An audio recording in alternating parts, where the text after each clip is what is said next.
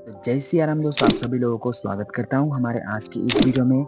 आज का ये वीडियो काफ़ी इंपॉर्टेंट होने वाला है, तो अपने साथ अपने दोस्तों के साथ जो भी आपका आसपास फैमिली मेंबर उन सभी के साथ ज़रूर शेयर करना। तो आपने कभी ना कभी लोगों से ये कहते हुए ज़रूर सुना होगा कि साफ सफाई के बारे में अगर छेड़ दिया जाए कुछ बातें, तो वो लोग ज़रूर कहेंगे कि भाई साहब, साफ सफाई तो साफ सफाई उतनी ना हो या ना रखी जाए तो भी कोई बात नहीं, पर दिल जो है साफ होना ही चाहिए। दिल तो साफ रखो।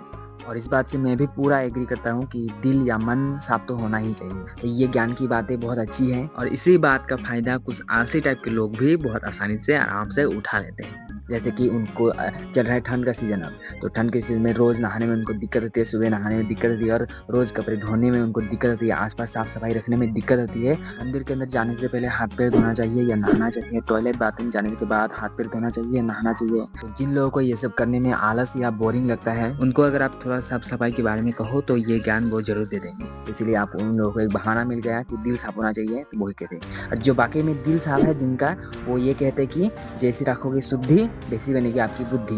और वो लोग इस बात का जो है पूरा पूरा पालन करने की भी कोशिश करते हैं। तो जो कुछ आलसी लोग ये कहते हैं कि बाहर क्या है, अंदर दिल जो है साफ होना चाहिए, बाहर थोड़ा सा गंदगी हो कोई बात नहीं। तो इस बात का खंडन करते हुए इसके रिप्लाई में मैं एक उदाहरण के साथ जवाब भी दे रहा हूँ, इसे भी सुन लो। मान लो एक ग्लास में अमृत भरा हुआ है और उसे आपको पीने को दिया गया है, पर उस ग्लास के बाहर चारों तरफ से, जहाँ पे हम मुंह लगाकर पियेंगे, चारों तरफ से मल या टॉयलेट लगा दिए गए हैं। तो क्या आपको पीने दिया जाए तो क्या आप इसे पियोगे? ससुर।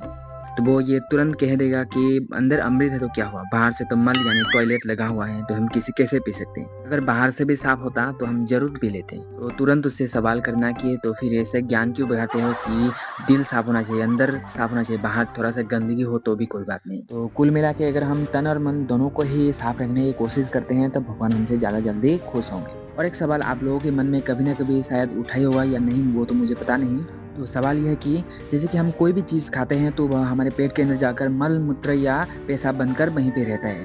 तो हम मंदिर जाएं चाहे कहीं भी जाएं तो हमें अशुद्धि नहीं लगती, हम पेट के अंदर ही पूरे दिन मल मूत्र पेशाब लेकर घूमते रहते हैं, तब हमें कोई कहने वाला नहीं होता कि तुम अपवित्र या फिर अशुद्ध हो गए हो, अशुद्ध हो।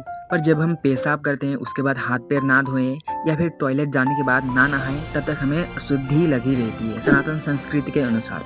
पर आखिर ऐसा क्यों? आपके मन में तो ये सवाल कभी ना कभी शायद आया होगा या नहीं, वो तो मुझे पता नहीं। पर आज इस वीडियो में मैं आपका ये उलझन पूरा जो है सुलझाने की पूरा कोशिश करूंगा। तो सुन लो ध्यान से। जैसे कि आप लोगों ने कभी ना कभी तो सुना ही हुआ कि भगवान को ही परमात्मा कहा जाता है और परमात्मा का ही अंश है आत्मा।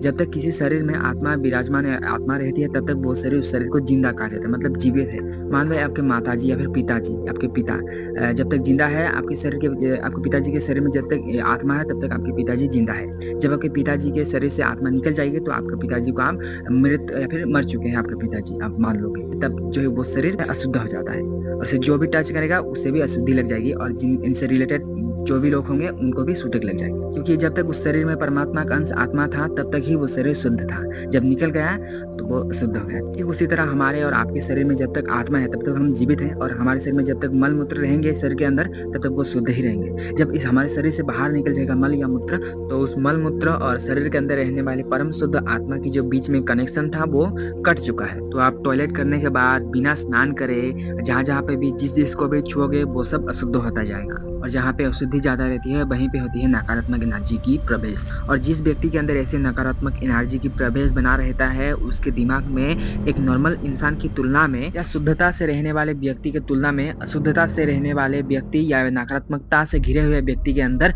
4 गुना ज्यादा तो उसके अंदर गुस्सा बना रहता है। कोई अगर हल्का सा भी उसे टेढ़ी बात कर दे या थोड़ा सा भी छेड़ दे तो उसके ऊपर वो टूट पड़ने की कोशिश करता है या फिर टूट पर ही जाता है। और दूसरा है काम वासना। शुद्धता से रहने वाले व्यक्ति की तुलना में उसके अंदर 4 गुना ज्यादा तो काम वासना रहती है। काम वासना मतलब हवस, अश्लील चीजें देखने में, अश्लील हरकतें करने में उनकी ज्यादा रुचि बनी रहती है। इसलिए पूरी दुनिया में जितने भी बलात्कारी हैं या फिर बलात्कार कर रहे हैं लोग, उनके दिनचर्या को देखोगे जगने से लेकर सोने तक का, तो उनकी जिंदगी में आपको 3 चीजें आपको मिलेगी ही मिलेगी। पहला तो है वो लोग मांस खाने वाले होंगे और दूसरा है वो लोग शराब पीने वाले या फिर शराब से रिलेटेड कोई भी नशा है वो करने वाले होंगे।